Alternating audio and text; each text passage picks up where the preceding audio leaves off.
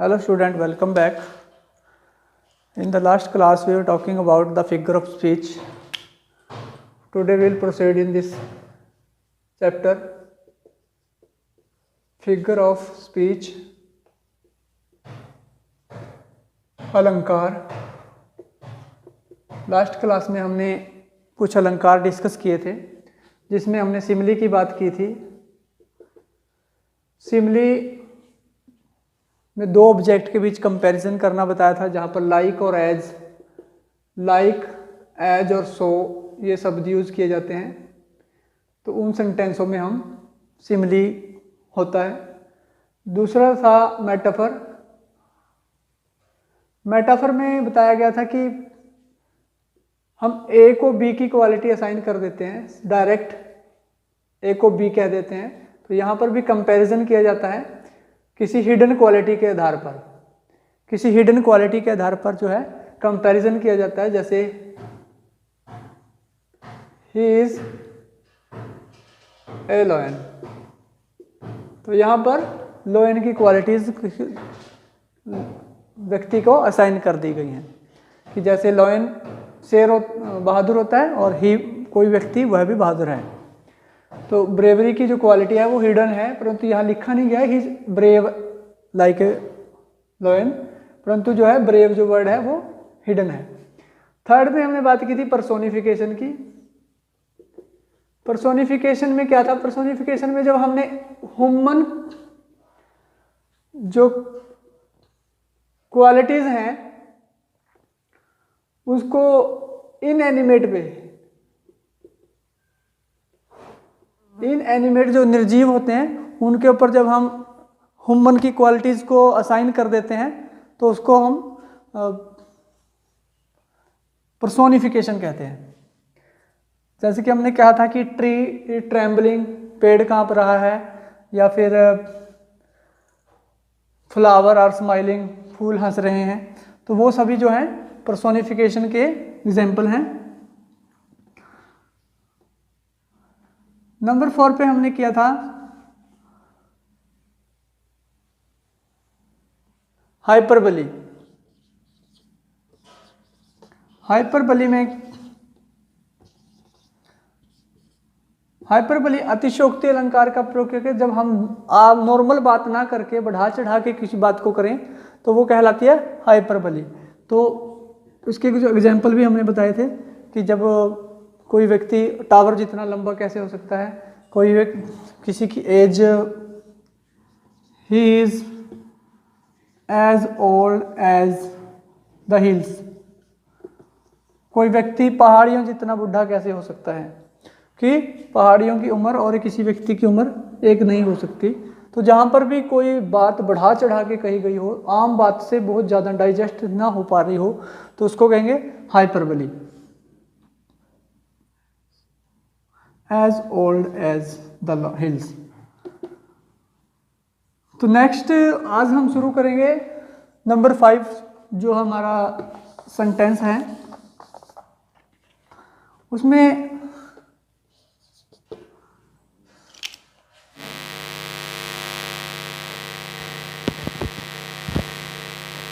सेनिकडकी.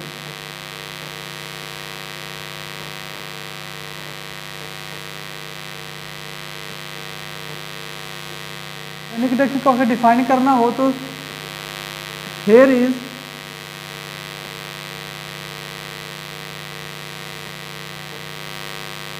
सेनिकडकी is used to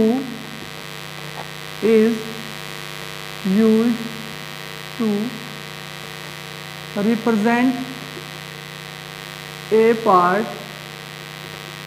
as a whole, or whole is represent as a part. तो यहाँ पर क्या आता है? सेनिकडकी का प्रयोग is used to represent a part, और a part is as a whole और whole is represent as a part. कि मान लो एक चीज़ की बात हम करें तो वो सबके बारे में बता रही हो, जो सबके बारे में बात कर रहे हो तो वो सिर्फ एक चीज़ के बारे में बता रहे हो। तो इस तरह से होल पार्ट को बताता है, पार्ट होल को बताता है। जैसे कि हम एग्जाम्पल में लिखते हैं, there are so many hands to work in his company, कि उसकी कंपनी में काम करने वाले बहुत से हाथ हैं।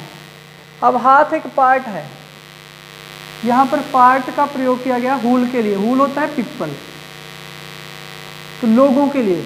मतलब ये नहीं कि उसकी कंपनी में सिर्फ हाथ ही काम करते हैं, लोग नहीं जाते। तो लोग भी तो साथ में जाएंगे, अगर हाथ काम करेंगे तो लोगों के ही हाथ होंगे। तो there are so many hands, hands मतलब सो मैनी पीपल, हैंड्स का मतलब people, to work in his company, उस कंपनी में जो काम करने वाले हैं बहुत से लोग हैं। तो मतलब ये पार्ट से हमने हुल बना दिया।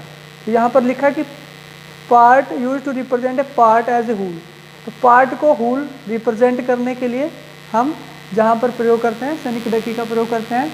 और जब हम बात कर रहे हो हुल से पार्ट की तरफ जाना हो, इंडिया वॉन द ट्रॉफी,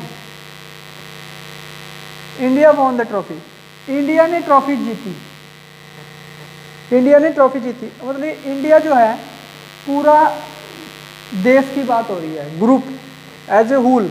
यहाँ पर हम हुल की बात कर रहे हैं, पूरे देश ने जीती। अब ट्रॉफी जीतने वाली कोई एक टीम होगी, एक टीम ने ही तो जीती होगी। उस टीम में मान लो क्रिकेट की है 11 खिलाड़ी थे, सिर्फ 11 खिलाड़ियों ने ट्रॉफी जीती।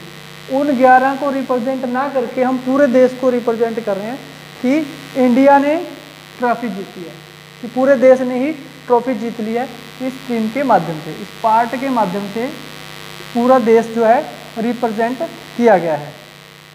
तो यहाँ पर रिप्रेजेंटेशन यही है कि जहाँ पर हुल है वो पार्ट के लिए यूज हो रहा है, जो पार्ट है वो हुल के लिए यूज होता है। तो यहाँ इन दोनों को अच्छी तरह समझ लें। There are so many hands, यहाँ बात हुई थी। एक और इस तरह का हो सकता है,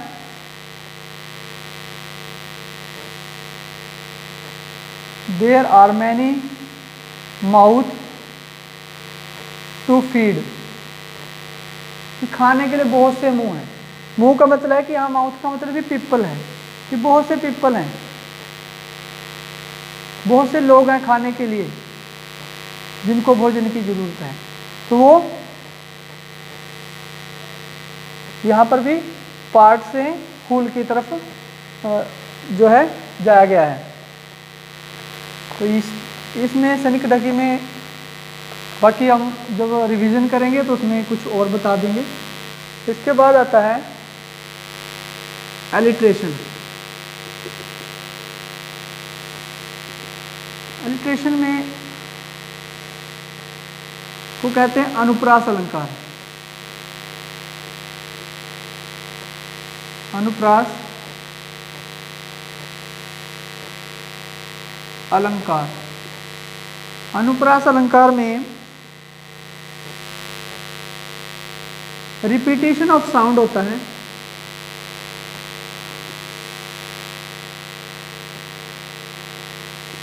repetition of sound,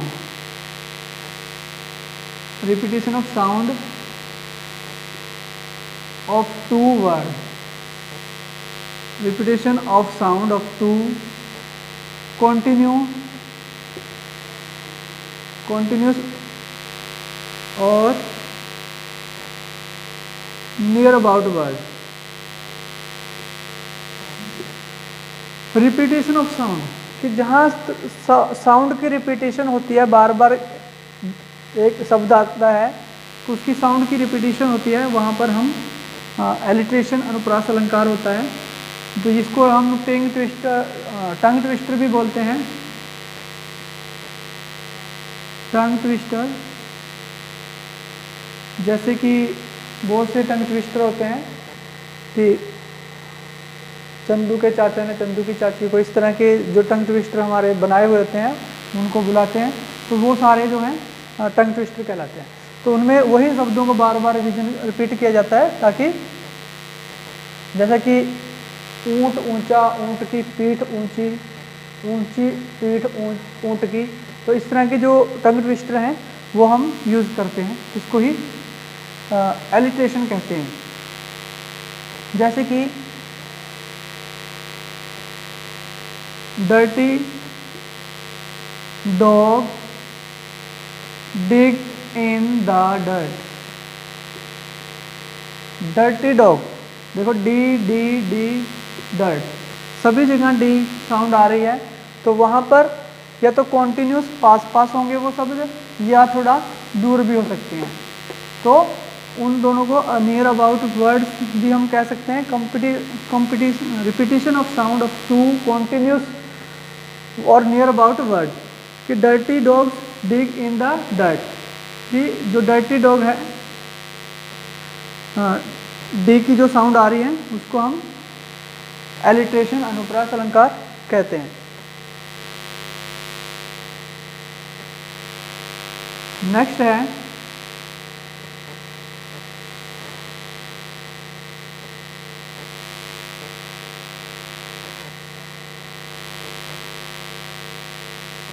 she was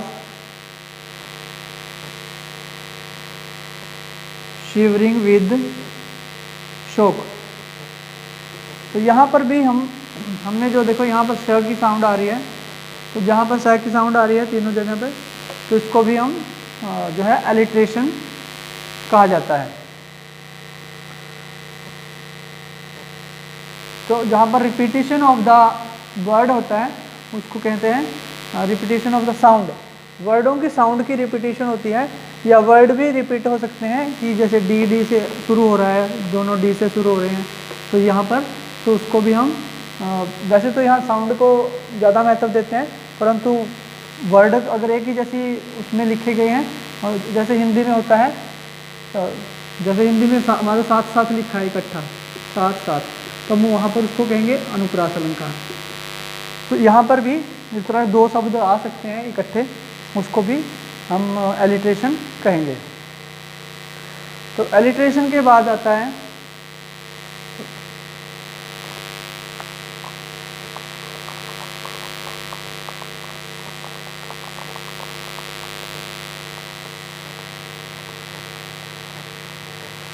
इसको हम हटा देते हैं, आगे नंबर 7 पे लिखेंगे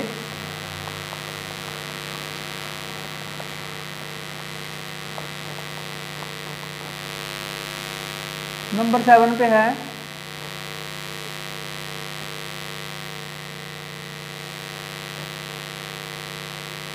एसोनेंस। एसोनेंस जो है एलिट्रेशन का ही एक पार्ट है। एसोनेंस में क्या होता है कि जहां पर रिपीटिशन ऑफ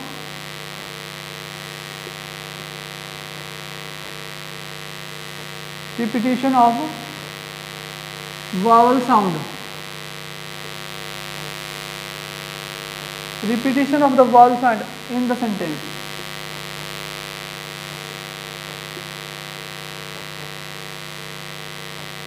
सेंटेंस के अंदर वावल साउंड की जो रिपीटिशन होती है, तो वहां पर एसोनेंस होता है। एसोनेंस में जैसे how is your cow now, how is your cow now, कि अब आपकी देखो काउ और नाउ दोनों में जो है ओ की साउंड आ रही है, तो यहाँ पर जो है एसोनेंस जो है फिगर ऑफ स्पीच है। सेकेंड एग्जांपल देख लेते हैं, by boring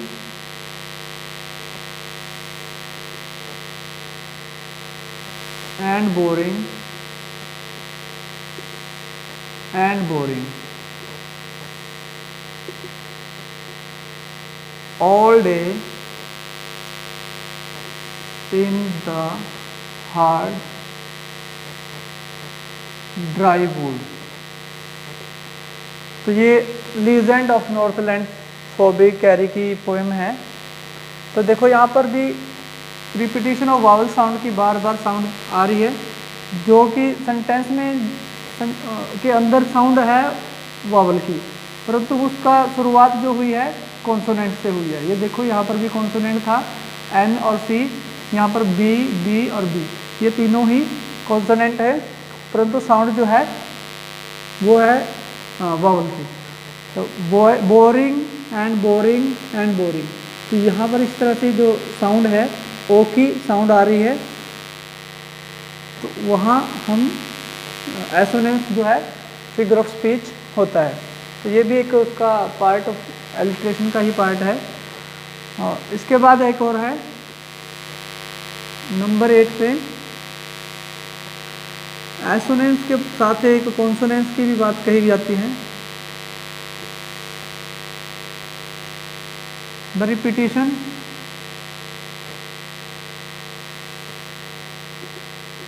repetition of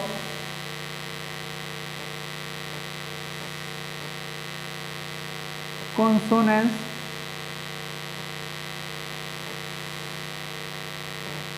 consonant sound in the sentence,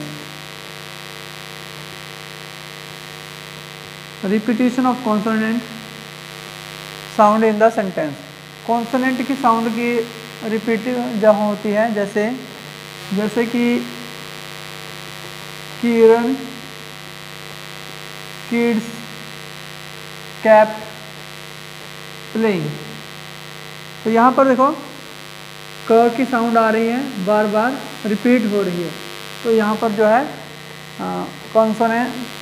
consonant से बना है। कॉन्सोनेंस है तो कॉन्सोनेंट की साउंड है, एसोनेंस है तो वोवल की साउंड है। तो यहाँ पर ओ की साउंड आ रही है, यहाँ पर भी ओ की साउंड थी, यहाँ पर जो है क की, किरण, किड्स, कैप, प्लेइंग, जहाँ पर के की साउंड है, तो इसलिए यहाँ पर जो है कॉन्सोनेंट जो है हमारा फिगर ऑफ स्पीच है। तो इसके बाद नेक्स्ट है पर है ऑक्सिमोरन। ऑक्सिमोरन जो है जिसमें टू ऑपोजिट वर्ड आते हैं। जब टू ऑपोजिट वर्ड होते हैं उसमें उसको हम ऑक्सिमोरन फिगर ऑफ स्पीच कहते हैं। जैसे कि ऑपोजिट वर्ड हैं और एग्जाम्पल देख लेते हैं। The door is openly close.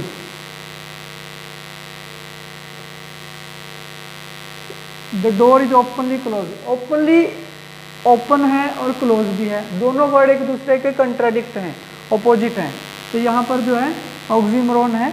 दूसरा एक और एग्जाम्पल देख लेते हैं। This is the open secret of his life. तो यहाँ पर ओपन सीक्रेट है, देखो यह उसके जीवन का ओपन सीक्रेट है, तो यहाँ पर जो है ऑक्सिमोरन फिगर ऑफ स्पीच है। एक और देख लेते हैं।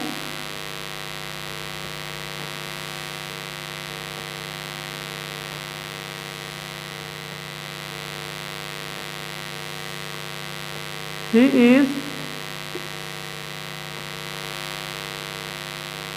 carefully careless। Carefully careless, carefully होता है सावधान रहना, केयरलेस होता है बेपरवाह होना। तो जहाँ पर भी दो ऐसे अपोजिट वर्ड आते हैं, एक कुछ और मीनिंग कन्वे करता है, दूसरा कुछ और मीनिंग कन्वे करता है, तो वहाँ पर हम वो क्या है ऑक्सिमोरन। तो ये तीनों एग्जाम्पल जो है ऑक्सिमोरन के हैं। इसके बाद एक और इसके साथ ही इसका साथ दूसरा जो नंबर 10 पे फिगर ऑफ स्पीच है एंटीथीसिस। एंटीथीसिस एंटीथेसिस में क्या आता है? Two contradictory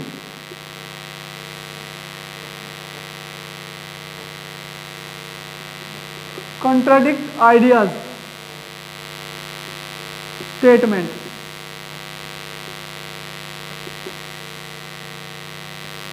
to contradict idea और स्टेटमेंट होती हैं। यहाँ पर भी टू अपोजिट आइडिया या स्टेटमेंट हम लिख सकते हैं। टू अपोजिट, दो ऐसे विचार, यहाँ पर सिर्फ शब्दों की बात करी गई थी, तो इन दोनों में थोड़ा सा यही अंतर है। तो यहाँ पर वर्ड आते हैं, दो कंट्राडिक्ट वर्ड है, दो अपोजिट वर्ड है, या टू आइडिया या स्टेटमेंट होंगी। इसके एग्जाम्पल हैं मैन प्रपोजेस, गॉड डिस्पोजेस। तो मैन प्रपोजेस का मतलब कि हम सभी भगवान से मांगते रहते हैं, कुछ ना कुछ मांगते हैं, प्रपोज करते रहते हैं, और भगवान डिस्पोज करता है। भगवान वही चीज़ें देता है जो हमें जिनकी ज़रूरत है। वो कहते हैं कि हर दुआ कबूल हो जाए तो आदमी बेउसूल हो जाए। तो यहाँ पर मैन प्रपोजेस, हम सभी कोई ना कोई भगवान से कुछ ना कुछ मांगते रहते हैं, भगवान वही डिस्पोज करता रहता है, मना कर देता है कुछ चीज़ों को, हमें जो व्यर्थ की चीज़ें वो हमें नहीं देता। सेकंड है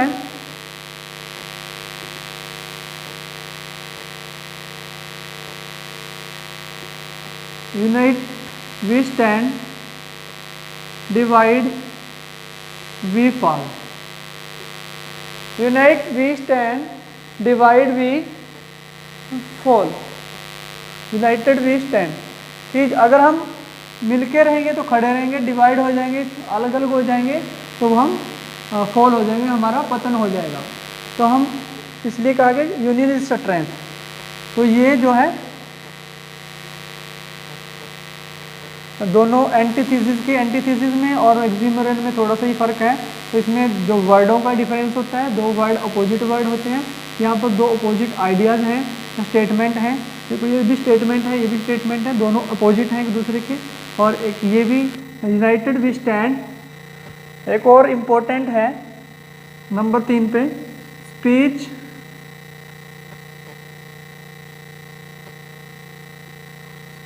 इज सिल्वर,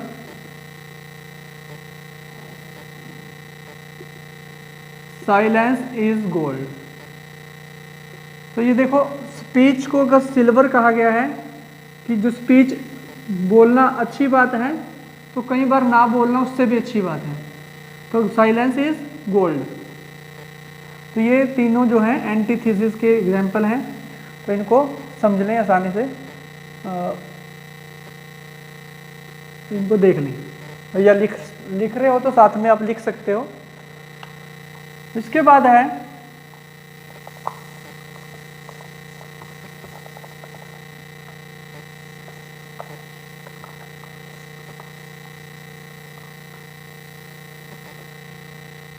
तो ये थे हमारे कुछ महत्वपूर्ण part of speech, figure of speech, जिसमें हमने आपको 10 करवा दिए हैं। इससे आगे जो अगर महत्वपूर्ण होंगे वो हम नेक्स्ट वीडियो में करेंगे। तो मिलते हैं नेक्स्ट वीडियो में, तब तक के लिए हैव ए गुड डे।